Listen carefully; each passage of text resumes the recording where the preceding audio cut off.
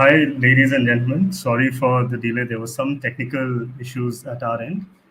So before any further delay, let's kick off our webcast session. So just to give you a brief introduction about the session, we will be talking around the gatekeepers to role models, and it's basically a guide towards creating wellness-conscious managers. This webinar is in partnership with MediBuddy, and I am Dhruv Mukherjee from the People Matters team, who will be your host for the afternoon. This discussion is actually a part of a larger annual initiative called the hashtag Wellness First with MediBuddy, which is a partnership where we are curating some of the best resources on holistic healthcare and wellness across the year. With leading expert voices from the industry and medical community, we will be publishing research, health tips, articles, blogs, and virtual roundtables aimed at simplifying your wellness journey and helping you drive a greater impact with your wellness programs. Now, coming to the main agenda for the afternoon, we've seen wellness programs become very pivotal in how employee well being is taken care of and improved over the past few years. Today, wellness programs help us address physical, social, emotional, and financial well being of our employees.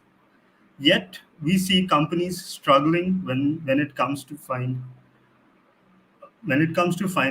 the right way of engaging employees and ensuring that wellness programs are successful. This becomes problematic when we see that companies are actually heavily investing and revamping their wellness offerings and brings their efficacy greatly on the managers and how impactfully can they drive the wellness programs. As we've seen, well, managers today play a major role in influencing adoption rates and ensuring engagement. Employees need a manager today who is able to support their needs and can create a thriving culture of wellness and is sustainable. From adopting wellness programs to normalizing conversations on mental health and burnout, managers play a key role. So, to deliberate further on the topic and uncover some of the key trends and ways that HR leaders are actually looking at developing wellness conscious managers, we'll be we'll be talking to some of the best experts in the field and deliberating on the following topics. We will look at how can you create an engaging wellness program. We will look at the role of managers in the hybrid world of workplace wellness. We will also look at some of the models that companies are using to make middle managers more effective, more impactful in driving wellness of the team members. Then we'll reflect on some of the challenges, and finally, we'll look at the leadership skills and the other soft skills that are required by our managers today to ensure healthy behaviors are developed and sustained in our employees. So before I invite a panelist, I would actually like to thank the Meribody team for always being there in the forefront of the conversation on employee well-being and supporting us to putting together today's agenda and advancing forward the concern of holistic wellness within companies. To know more about this series, we request you to follow the Wellness First with MediBuddy hashtag. It's an encompassing resource for improving your wellness programs and ensuring that you drive the maximum benefit of the initiatives that that you want to put forward for your employee well-being. Also, as a part of our efforts to recognize employee wellness, we are conducting the Wellness Hero Recognition Program. The details of this will be given to you in the chat box. So, without further ado, let me introduce our esteemed panelists so that we can get on our conversation. Firstly, we have Dr. Sunil Chandi, Chief Medical Officer from ITC India. As a cardiologist by training from India's largest private teaching hospital, CMC Vellore, Dr. Sunil is experienced in healthcare administration since 2003. With an MPhil in hospital administration and advanced leadership from Haga Institute, he is well experienced in hospital and healthcare services and is skilled in communication, public speaking, health leadership, apart from interventional cardiology. Dr. Sunil comes with years of experience and is an MBBS, MD, FRCP, MPhil from BITS Pilani. Welcome, Dr. Sunil.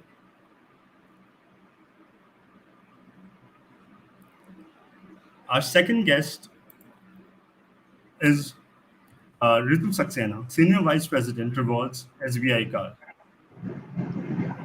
Ritu is Hi. currently Ritu is currently taking care of reward strategy, employee engagement, organization design, and talent management at SBI Card. From a wellness perspective, she was instrumental in setting up wellness platform Life 2.0 in SBI Card. Ritu has almost 2 decades of experience in the industry. Welcome, Ritu. Thanks, Dhruv. Finally, we have Rohit Chauhan, Head of Business and Corporate Labs and Consultations at Medibuddy. Rohit Shahan is a seasoned health and wellness business leader with a demonstrated history of working in the enterprise health and wellness sector in India, Middle East, and Southeast Asia. He has an extensive experience of over 15 years working with top corporates in the region and helping them design and execute a successful rewards and wellness program. So, welcome to the conversation, Rohit. Thank you. And honestly, uh, I don't. So, without further ado, let me dive into our conversation. So the first question is for the entire panel, and we can follow the sequence. We can have Ritu first, and then Rohit, you can definitely chime in. So, what I would like to begin this conversation by actually asking you about the challenges, right? So, what, according to you, is the first or the top challenge that managers today face when it comes to translating their organization's well-being plan into a reality in the hybrid world of work? Hmm. Well, Rohit, it's a very interesting question, I must say. And I think this question I've been answering in my organization to almost all managers who are associated with us. Post COVID era, the rules of the game have really changed.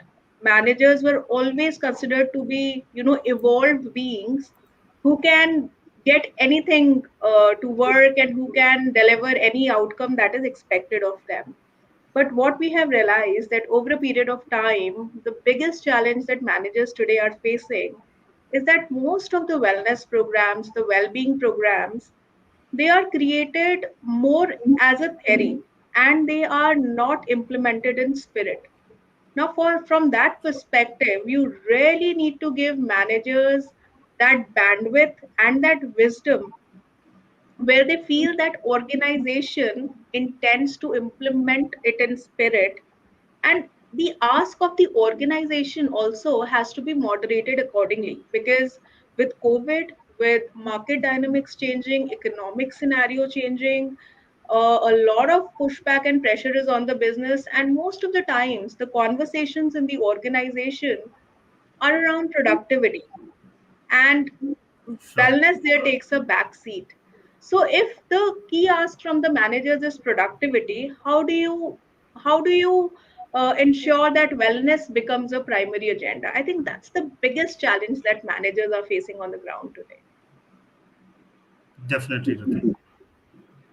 What would your suggestion be, Rohit?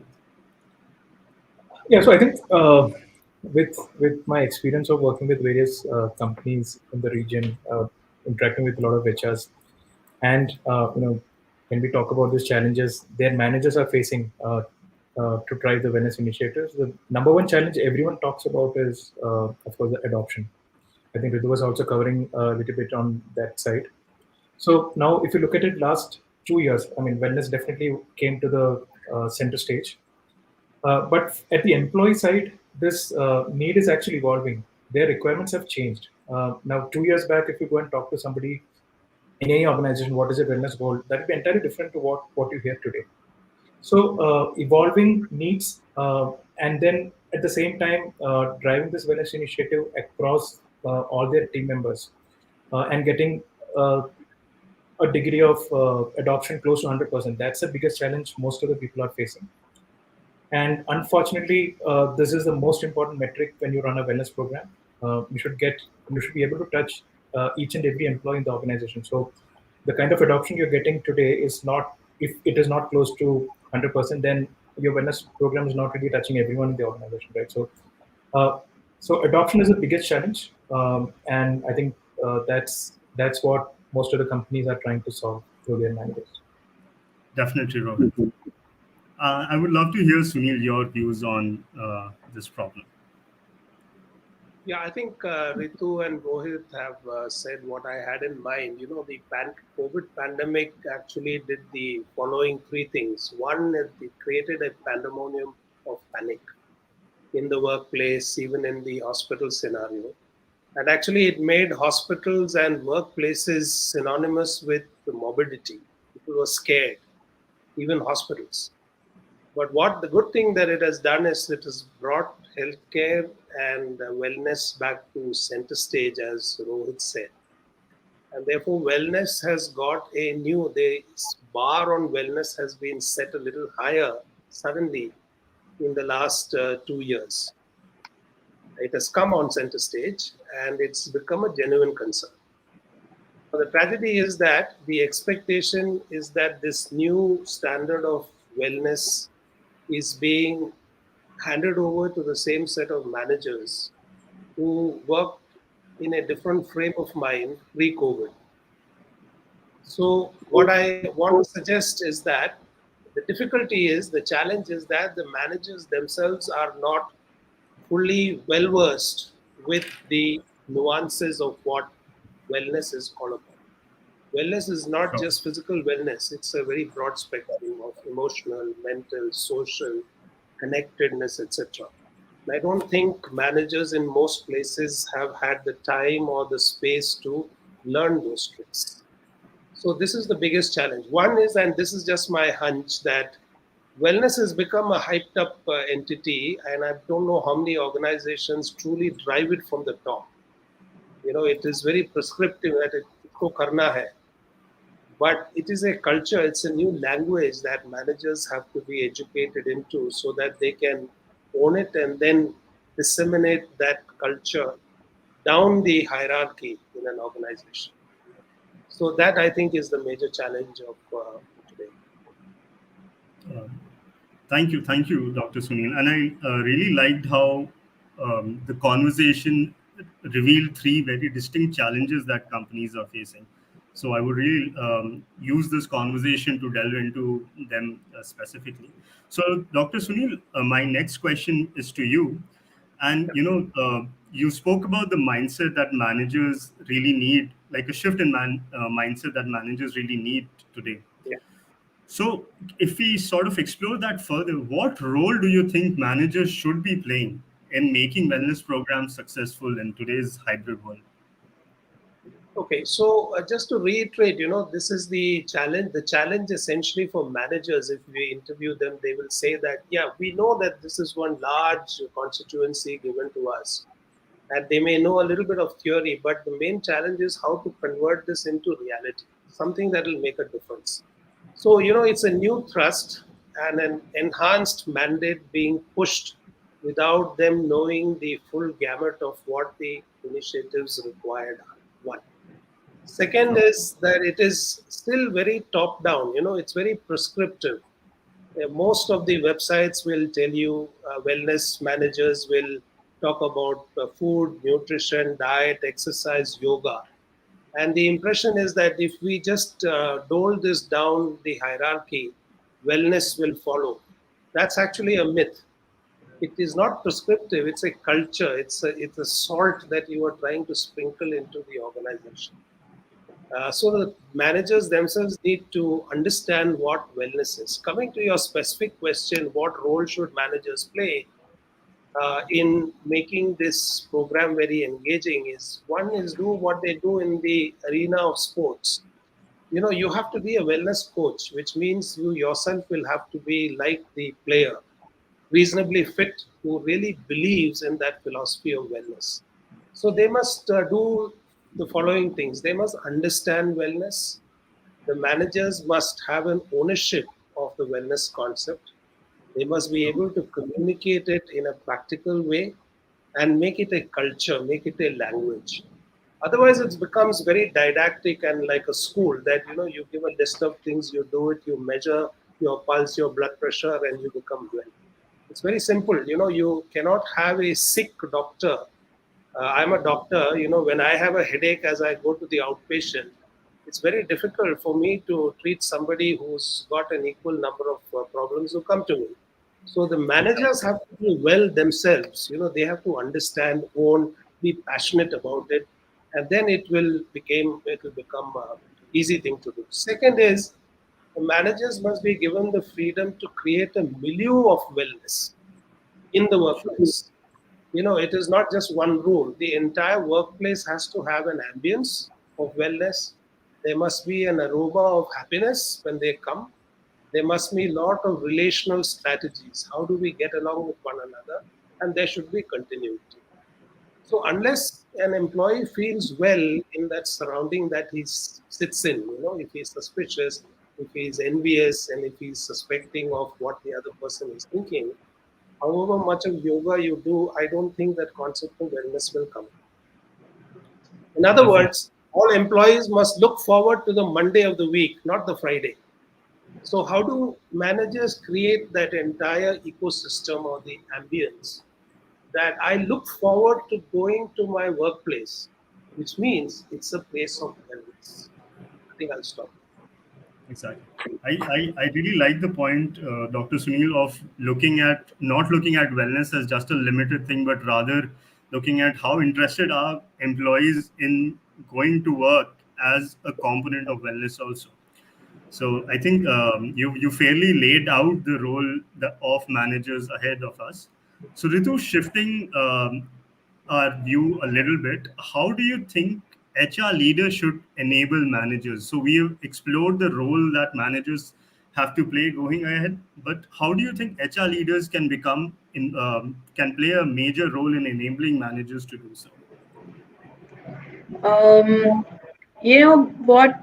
Through over a period of time, no, if you talk to people at large, people who don't get to see the HR working, what's happening behind the cameras, they'll say, "Okay, the HR guys have come earlier. They were doing a rangoli competition. Now they will do a painting competition, and now they have come up with yoga classes, the Zumba classes, and now they are putting it in the bag of wellness and again selling it to us." So no matter how much an organization invests, okay, HR is into that cliche world of being, tagged as people who have no work, but they will come up for whenever there is a Holi, Diwali, you want to do fun at work activities, they'll be around. But whenever I have a problem in hand, I will not see any HR person around coming to me. So I think when HR in isolation tries to drive a wellness initiative, it becomes a challenging task in hands of the HR managers as well. And I think the first paradigm shift has to be from the perspective of the lens that we are viewing the wellness initiative as.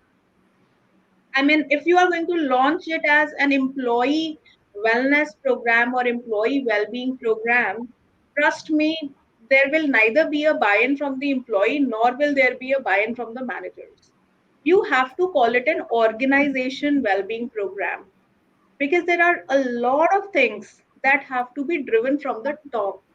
The Sure. culture is never created bottoms up, the culture is always created top down. I will do what my manager does to me, and my manager will do what his manager does to him or her. It's a chain, it will have a cascading impact. So I think as HR managers, our biggest role is to act as catalysts. Okay, it's like, when you put the yeast in the cake becomes fluffy and you can see it becoming tastier, yummier, softer.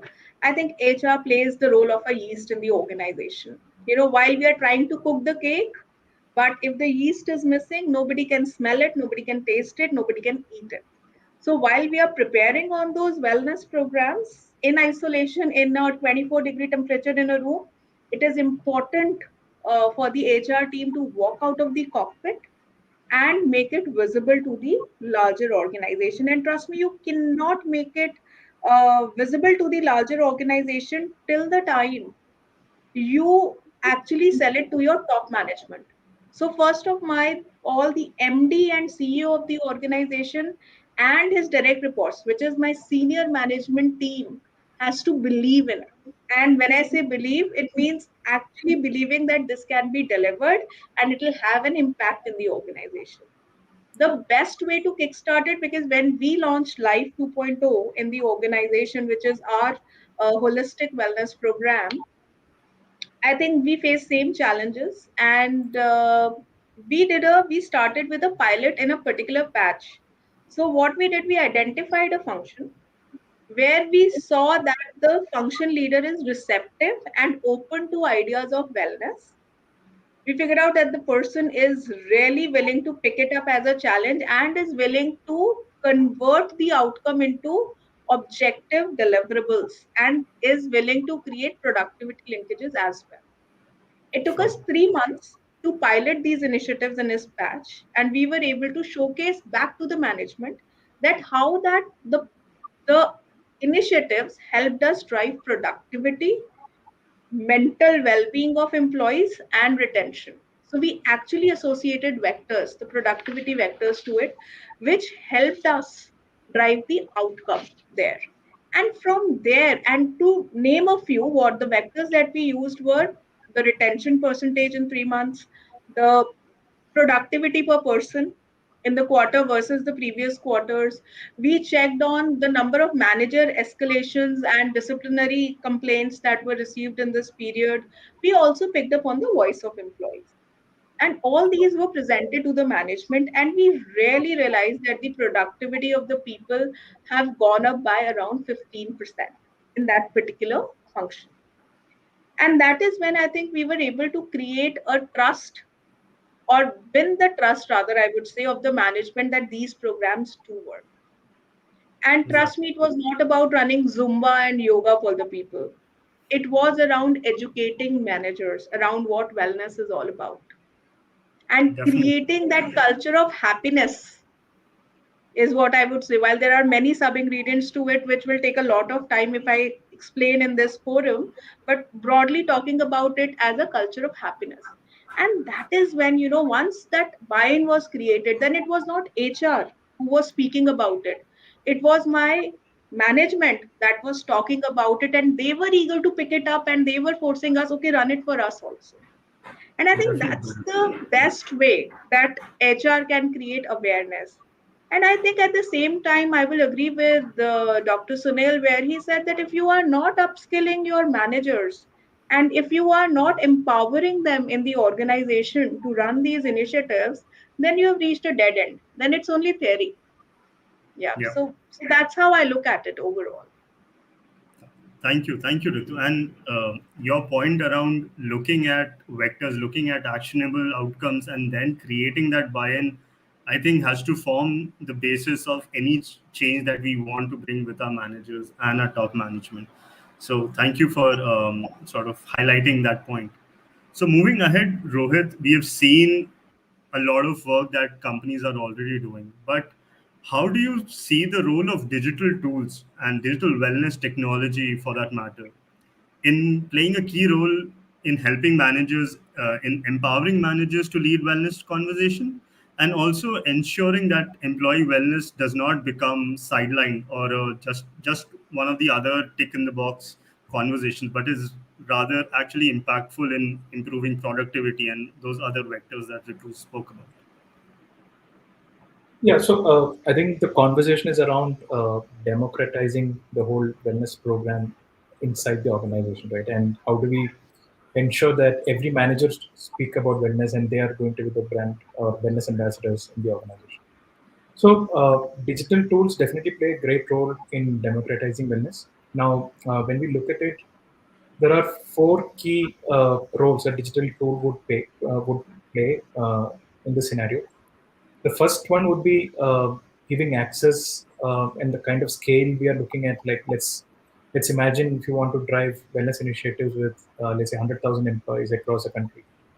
Now, 100,000 employees, 2.5 years back, this would have been some 10, 15 locations. We would have managed it in 10, 15 locations. But right now, we are talking about employees of this organization sitting in every nook and corner of the world. So, how do you give access to the whole population? So that's the first and foremost thing a digital tool will be able to solve. The second one, adoption. Like, how do we ensure we are able to touch each and every employee in the organization through various adoption techniques? Just imagine if there is a small tool like a mood tracker, which will actually remind you to record the mood. And let's say that system has identified that this employee has given maybe 5 days continuously a bad mood. So we can actually trigger some communication to the employee to guide him for a wellness coaching. So these are some of the powerful tools you can actually have to improve the adoption. And I was just covering the mental health aspect of it, but you can actually touch every element of your health and wellness. The third component could be flexibility. Like around 15 years back, when we were talking about wellness initiatives within the organization, there was always a one size fit for all. Somebody, like, we will all gather inside a room and decide on the wellness program for the larger organization. That's how it was done for 10 to 15 years back. Now we want to deliver wellness to every employee based on their health code. That's a conversation most of the companies are having. So we can make it as flexible as possible. You can just set a budget, and then you can actually make it very flexible, and it's up to the employees to go and choose. And we can actually guide employee what they need based on various data that flows into us. So flexibility is the third element. The fourth one is around analytics. Now, just imagine, like, if we are expecting a manager to drive wellness initiatives for his team. Uh, the manager also should know what are the challenges faced by the employees. Of course, we won't be able to share personal data of the employee, but we can actually give, if the team is fairly good enough size, so that we don't share any personally identifiable information. We can definitely give insights to the manager what kind of issues his team is facing. Is it burnout, or is it any other health and wellness related issues? So we can give a lot of insights to the manager. And of course, the HR will get access to the overall organization, and the manager will get for his team. So these are some of the powerful tools we can actually give the manager, so that they can drive the wellness initiatives better within the team. And of course, they would be able to make a lot of decisions from these data points. So these are the Exactly. four great tools we can give through digital technologies. Yeah, and to sort of add to that point, Rohit, the the Wellness 360 research that we recently conducted with along with Medibuddy, it sort of revealed analytics and flexibility as the two most important asks of digital tools that companies have today. So I think it's really relevant that digital tools are also geared towards ensuring flexibility and the analytics aspect, with where intangible and tangible both measures can actually be monitored and be sort of shared to create that buy-in. So thank you for explaining those 4 points, Rohit. So, Ritu, moving back to you, and you sort of touched upon this point in your earlier answer around how senior leaders have to be brought on board and managers have to be brought on board. So, once you've brought them on board, what skills do you think, be it soft skills, be it interpersonal skills, that managers of today and tomorrow need to develop when it comes to ensuring wellness programs are successful? Hmm. So I think we were earlier also talking about upskilling, reskilling of managers. We were talking about these 2 years we have lost track of while wellness is the most glorified term, but yes, people are not equipped around same, be it managers or employees. I would put both of them in the same bucket when it comes to understanding the meaning of wellness. Sure. Now, since your question is sharp around managers and picking on that, I would say that managers should feel empowered to drive wellness. And when I say empowerment, empowerment, I would define it into as five subcategories or five pillars.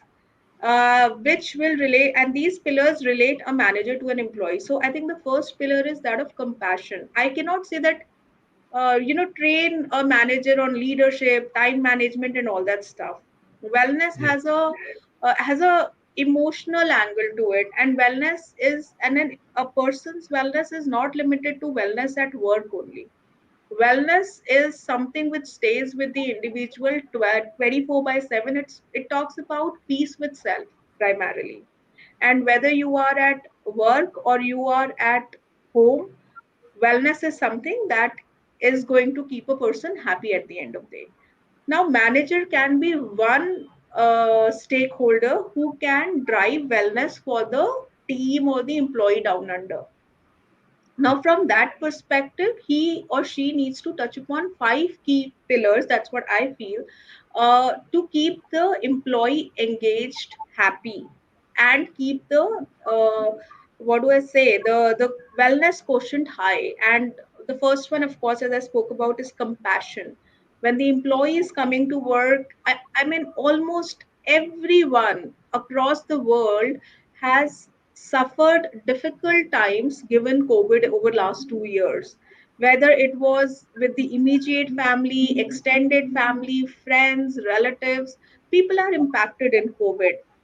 Even those who are not impacted health wise, a lot of people lost their jobs. So, financial, social, there is a lot of erosion, I would say. And compassion is something that managers have to really upskill themselves on. Sure. Second thing is collaboration. Collaboration from the perspective, I feel, with millennials and Gen Z coming into the picture, gone are the times, where managers should be looking at themselves that, I am the boss, my way or highway. It's more to do with, the thing that you need to remember is ultimately it's not you who's paying the employee, it is the organization that is paying the employee. And a culture of collaboration has to set in, where we work together to come out with better outcomes. So that's the second pillar. The third is, I think, given that everyone has faced a difficult time, it is very important right now when people are coming back to work, managers need to focus and leverage on the strengths of the employees instead of trying to right now, count on their areas of improvement. So leverage them for the strengths that they bring to work. The fourth is around the attitude. Now, a lot of times, we say that attitude is something which is incorrigible. You're born with it, you cannot change it really. Now, there are employees who will come to work with a positive attitude, with an open mind, who would want to embrace change, embrace adversity, embrace everything that's around. And there will be people who will come with a closed mind. Now, for managers at this point in time, where the ask from the organization is not going down when it comes to performance and productivity, and at the same time they're expected to deliver on the aspect of wellness and keep employees happy, I think it is important that as organizations we empower them to say that, all right, first focus on employees who come with a positive mindset, an adaptable mindset. And if there are people who are not so open to changes and are problem makers, they should be dealt with separately. And I personally believe that there the manager's energy should not be sunk there. They should focus on the larger team which is trying to change with the time. And the fifth pillar, I would say, is, I think, over a period of time with so much of stress, people have forgotten to celebrate small successes, small efforts. It's time to bring back that energy, that passion, that happy moments, celebrating those happy moments. So what if a guy's, we forget that, my colleague's son has come first in a painting competition. Celebrate. It's a moment to go at the guy and tell him, man, you have a great son. Okay, let's go for a cup of coffee and celebrate. Let's take a break. These small things really create that positive vibe in the organization, in the environment. And somewhere it has to be a blend of, you can't keep talking work. It has to be a blend of work and personal life, which managers have to learn to balance out. So I Yeah. think these are the things, which will help us train managers, which we should rather train managers on. And these are not technical jargons, trust me, these are basics. It's like reminding them of the basics. And I Yeah. think, over a period of time, the HR jargons have also evolved. We started with MBO, management by objectives. That's how we used to evaluate people on their performance. Then we moved to KRA plus functional acumen measurement as a measurement criteria. Then we evolved, further, because we also want to earn our bread and butter, as HR fraternity. When you make life difficult for people to understand the jargons, that's when you earn your money all the more. So then we introduced something called, let's evaluate people on KRA and competencies. And then we came up with the concept of, the balance scorecard. And then suddenly, while the world was rubbing their heads, okay, what is a balance scorecard and how should we implement it? I think time has come probably for the HR fraternity to launch, okay, now you will be evaluated on KRAs plus a wellness scorecard, if that is what is required. So probably we need to again change gears on what we are measuring and how we are measuring it. Yeah. So Dhruv, that's I my think. take on your question there. Yeah, yeah. No, I like your point around going back to basics, which I think a lot of companies have done across the last 2 years, is going back to basics, going back to looking at compassion, collaboration, and those vital attributes, and especially in their buildings, building them, especially in their managers. So Sunil, coming to you with the next question. I mean, we've had a lengthy discussion on, okay, this is how we develop managers. These are the tools that we give to our managers. But at the end of the day, the organizational expectation of productivity doesn't go away from their heads, right? So how do you think managers can actually balance the organizations need to be productive, and given it's a hybrid world of work and business conditions are rapidly changing, with that expectation, how do you ensure that managers are able to balance wellness and are able to look at wellness holistically, not just look at physical wellness, but look at mental wellness and burnout issues? So how do you think both of those aspects can be balanced in today's world? So, I'm reminded of what Richard Branson has famously said, that in organizational conduct, take care of your employees and they will take care of your business. There is a lot of truth in what he has said. So I think the first principle, and I'm biased from coming from a medical environment.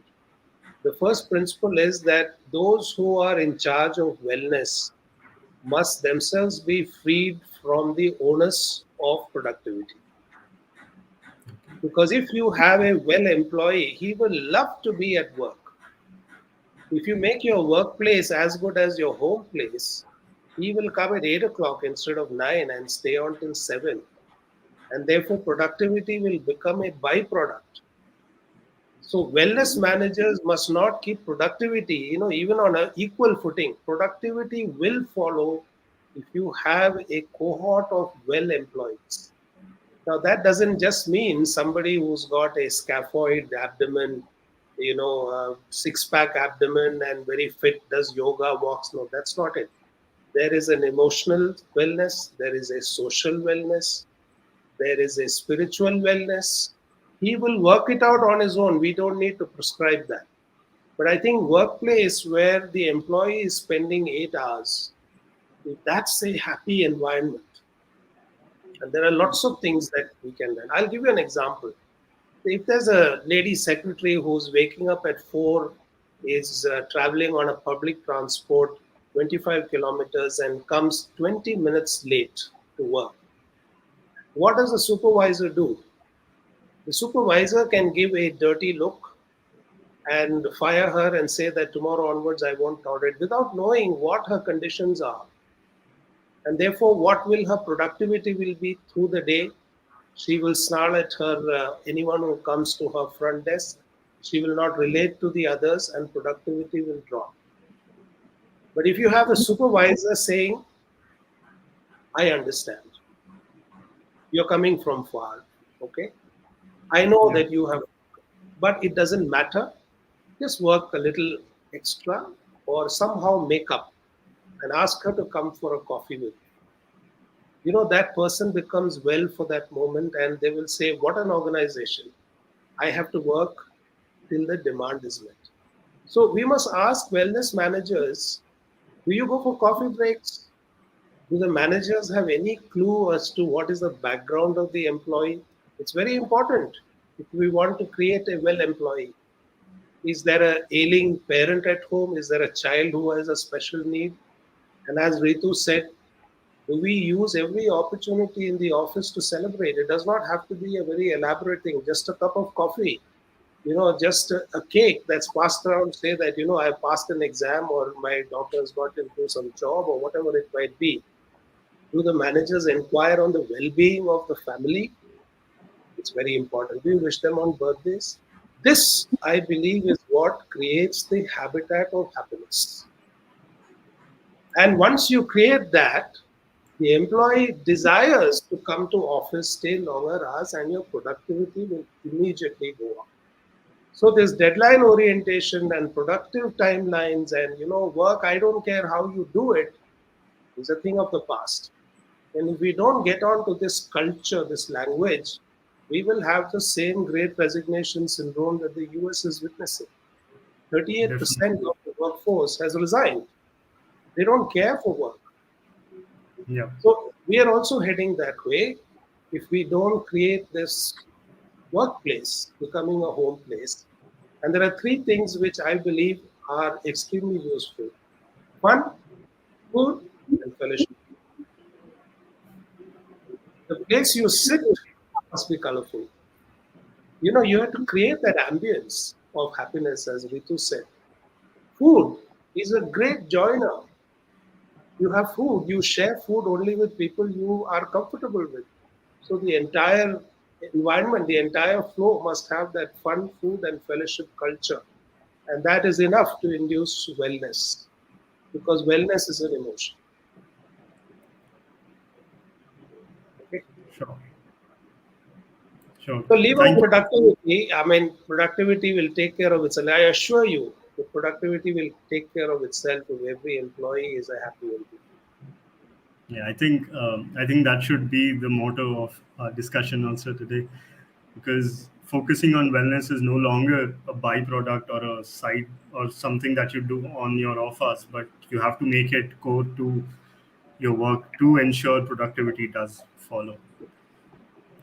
So, thank you for that answer, Sunil. Now, just one final question, and I would want all the panelists' participation in this, and we can start from Sunil and go to Ritu and then end with Rohit. So, just to end our conversation, I would want you to look ahead, look at the coming time, and suggest one structural change. It could be with the way the organization works. It could be the way the organization is structured. Could you suggest one structural change that organizations need to consider today in bringing managers, making managers rather, a much more impactful stakeholder in driving employee participation in wellness programs? So, what would be the one change that you suggest? We start from you, Sunil. So, I would submit that the HR structure of an organization must be split, not very structurally, but functionally split into two layers. Those who manage the hard HR, which is very important, your payroll, your attendance, age, date of resignation, retirement, etc. That Sure. managers can do. The other layer is those who manage soft HR. And I think wellness is a soft HR issue. Soft HR is not spoken about, but I've done a thesis success than hard HR. Hard HR can be done by clerks.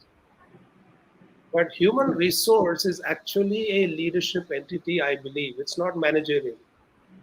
So that changes the whole approach. And you must say that X, Y, Z, these three people are in charge of wellness and they are leaders. They are not bogged down with, did he come on time? Did he go on time? Did he get his salary? That's handled by a separate. And periodically they must meet. so that Sure. the wellness and productivity is matched.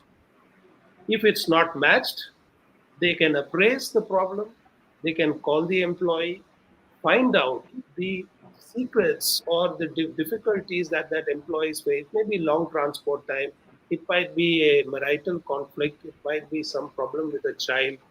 It is important that HR must know about the employee and his family. I believe wellness starts there. Yoga, heart rate management, and all these are very secondary. Unfortunately, I find commercial wellness group just emphasizing do this, eat greens or eat organic, have green tea, and you'll be fit. It's an absolute myth. You can weigh 120 kilos and be a well person. You can be 50 kilos and be absolutely athletic and be totally unwell. We have to recognize that subtle difference. It's a medical issue, but it will converge onto a plate of emotional well-being, social well-being, and that structural change I would recommend is to categorize the HR structure of an organization into hard HR and soft HR. Hard HR managers and soft HR leaders. That would make a significant difference. Yeah. Just before we move ahead, Sunil, have you seen any organizations move in that direction, or any practice that you've seen that moves in Well, that direction? not in a very what you call crystallized manner, but Definitely. the organization I worked used to work, not currently. We started on this. There's a group of people who are just Sure. open to hearing the employees. They organize the birthday parties. They go. They do the Christmas celebrations. They find out and they come and tell the director or the CEO, look, this person has a serious problem at home, and that's the reason. And we Great. engage with that person. It's hard work because Yeah. if you say there are 10,000 employees, at least 25% of them will have serious issues. But that really is the crux of your productivity loss, which we don't Sure. realize. So they Indeed. said it changes the entire culture. But I'm submitting that this must now become an established method of driving wellness, which will automatically increase productivity. Yeah. Thank you. Thank you for that suggestion, Sunil. Over to you, Ritu. What would you suggest be one change to make managers more effective? Yeah. So, uh, I would want to add a little bit to what Sunil spoke about. I would say that all organizations actually have HR more or less categorized in that fashion. You will have COEs, HR COEs, which are primarily doing the work which is hard coded admin or personnel, or I would say which is more towards the paperwork, documentation, or all which we call shared services. And then there is a part of HR which is called the HR business partner community, who's primarily responsible for driving wellness, connect initiatives on the floor. And I think they, in at least I'm talking SBI card, they are the ones which are the eyes and the ears of the organization. And they come back with the voice of the employee back to us, and people who are strategizing with respect to HR processes, policies. They take the feeds from these people and they work backwards to make it more aligned to the employee needs. Sure. Now, to answer the point that around the structural change, actually, you know, I feel that when we were in school, there used to be a timetable for us. From 10 to 10:40, you have an English class. From 10:40 to 11:20, you have a maths class, and so on and so forth. And there used to be 8, 9 subjects, but all subjects were given equal importance. Now, after joining the organization, I realized, and when we were doing our MBA, also we followed a curriculum. When we were doing our graduation, we followed curriculum, and it was like equal focus on almost all things that we studied at that time. But the moment you join a workplace, you realize, all right, it's only about work. And the other subject that I get to focus on is okay, I get a lunchtime and I get a gossip or a coffee break. So that's what I'm doing throughout the day. I'm either working or I'm eating or I'm doing gossip or or a coffee break, or I'm just socializing. So if today wellness is an ingrained agenda for the organization, then you have to give a due weightage with respect to time during 8.5 hours that you call employees to work. Like we have a lot of call center population, and their time on system has to be 8 hours a day. They are given 30 minutes lunch break. They are given two washroom breaks of 15 minutes each. And then they're all the time on the calls. And most of the times I just go back and ask the leaders, okay, when do you expect us to drive engagement? You want us to make this organization a happy place. You want to drive all wellness initiatives. You want to do fun at work. You want to ensure people are retained. But when are we investing that quality time in people when we are talking something other than work? I think there should be a period for wellness every day in the organization. That's the structural change that I would vouch for personally. Definitely, Ritu, and I'm sure you will find a lot of other employees also agreeing with you. Yeah. So moving ahead, Rohit, what would you suggest be a change that companies look at? I think it's very evident that the manager is a very important stakeholder in the whole wellness ecosystem inside an organization. So we should have a lot of motivation for the managers to drive wellness initiatives. So we all have various scores, various tracking that happens from the HRs, right? We have employee NPS score, we have manager NPS score. So what I feel is it's time that we can actually look at wellness of the team also can be one of the scoring mechanism for the manager. So we can actually have something like a WNPS. It can be a wellness NPS score for every team a manager would be managing. So we can decide on the scoring pattern. It could be adoption in the wellness program, employees wellness score, and health improvement metrics. We can actually bring in a lot of these metrics as part of the overall wellness scoring. And companies like Medibuddy would be happy to create such kind of dashboards for HRs as well as for the managers managing various teams. So I feel, and the way you can actually motivate the managers to drive wellness initiatives by giving more rewards for higher NPS scores. So this could be a good structural change that can bring in more and more adoption and a culture of wellness inside the organization. That's my take on it.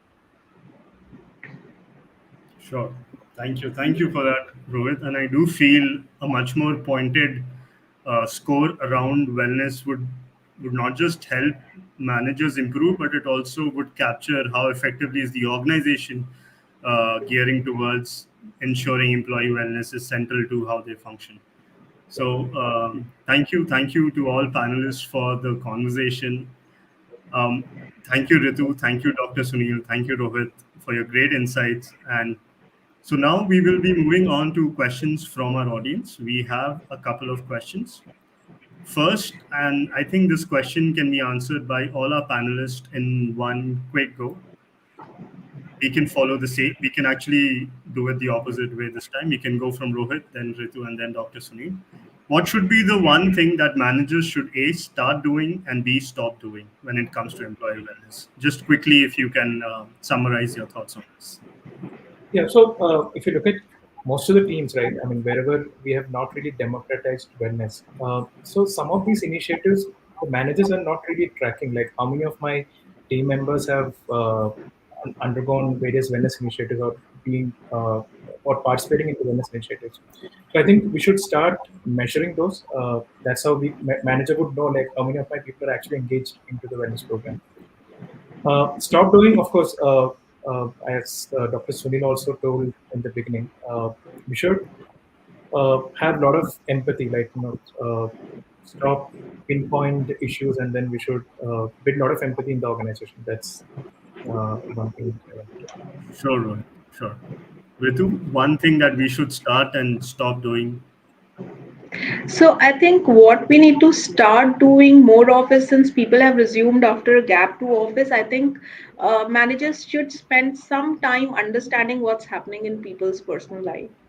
That's what managers should start doing. And what they should stop doing is, for some time, I think we should have to take off our judgment caps and looking at a person's face, his time of arrival, his outcome, and the way he is behaving. I think we have to take off that judgment cap and just let people be, and over a period of time observe and then make our conclusions that we really want to make. Sure. And from you, Dr. Sunil, one thing that we should stop and start doing. Yeah, I think those who are managing wellness must, stop uh, or wind down from their supervisory profile, which basically means that spend very little time in your office and be seen on the ground. Just to walk through the workstation and connect with people. It's a new behavior, but that will make a tremendous difference. So if you see the wellness coach or the wellness manager taking a walk, meeting every employee, inquiring, as what Ritu said, it can go from how are you today to everyone is okay at home, somebody will be unwell, then you engage in that conversation. You do that for some time and it will change the culture. Because here's a person who's inquiring about our well being, not wellness, but well being on a Yeah, regular manner. So stop, minimize the time within closed doors and maximize your time on the ground. Tiring, but worthwhile.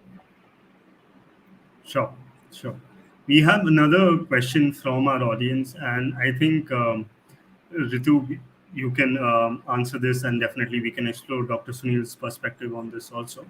So, when we talk about employee satisfaction and having a score around it or being able to measure it, how do you look at the confidentiality aspect of the employee? Whether there should be an explicit, clarified expectation set right at the beginning, or how would you look at the employee confidentiality around this?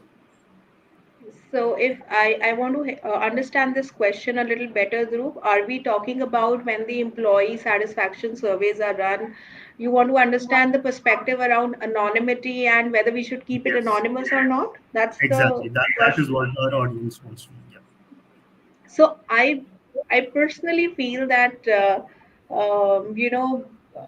these things should not be anonymous. That's my personal view. Actually, it may be a little radical, but but most of the times employees do not feel so safe or so secure to express their opinions and thoughts so openly because they fear conflict. They fear how their open thoughts will be treated, and not every organization is mature enough to accept the open criticism. Obviously, you will have some good points also, but criticism, the organization has to be really mature to pick it up.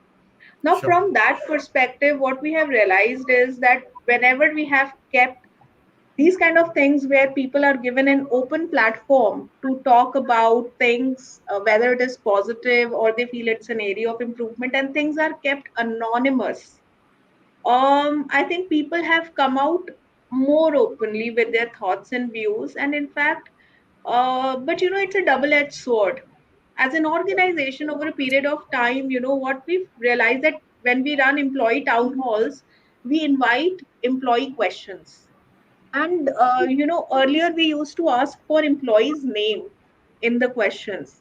And we found that slowly, the number of questions started limiting itself because people were not willing to ask difficult questions with their names. We made it anonymous, and suddenly we realized that there was a surge in the number of questions that people asked. But after continuing this practice for around 3 to 4 quarters, we realized that there was actually a very thin line left between asking decent questions and asking, I would say, questions that were a little disturbing or threatening to the organization.